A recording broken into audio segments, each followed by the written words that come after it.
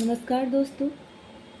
पिछले लेक्चर्स में हमने माइक्रो इन्वायरमेंट पढ़ा था। आज हम मैक्रो इन्वायरमेंट को सिंपल हिंदी और एग्जांपल्स के साथ समझेंगे। कॉपी में सिर्फ ये हेडिंग्स लिखिए: economic environment, political environment, social environment, technological environment, legal environment, natural environment. एक एक पॉइंट को समझेंगे। पहला है economic environment. Economic environment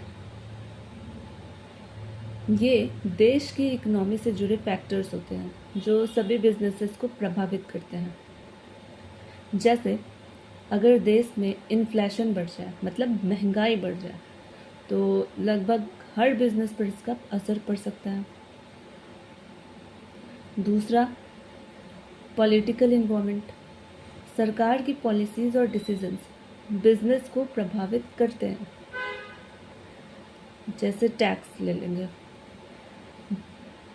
GST में बदलाव होने पर कई कंपनीज को अपनी प्राइसिंग बदलना पड़ता है। ठीक है। तीसरा है सोशल इन्वायरमेंट। समाज का सोच, कल्चर, लाइफस्टाइल बिजनेस को प्रभावित करता है।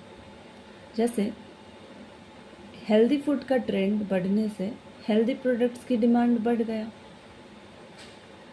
चौथा है टेक्नोलॉजिकल इन्वायरमेंट। नया टेक्नोलॉजी बिजनेस करने का तरीका बदल देता है।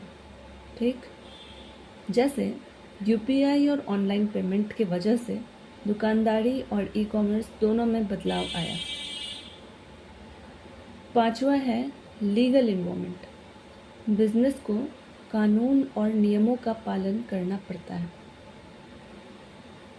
जैसे कंज्यूमर प्रोटेक्शन लॉ के कारण कंपनीज को क्वालिटीज़ का ध्यान रखना पड़ता है। छठा है नेचुरल इन्वायरमेंट। प्राकृतिक संसाधन और मौसम भी बिजनेस को प्रभावित करते हैं।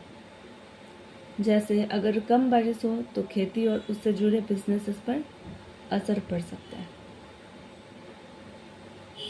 माइक्रो इन्वायरमेंट में बिजनेस के करीब वाले फैक्टर्स आता है। ठीक है। जबकि मैक्रो इन्वायरमेंट में बाहरी और बड़ा फैक्टर्स आते हैं जो एक साथ बहुत से बिजनेसेस को प्रभावित करता है।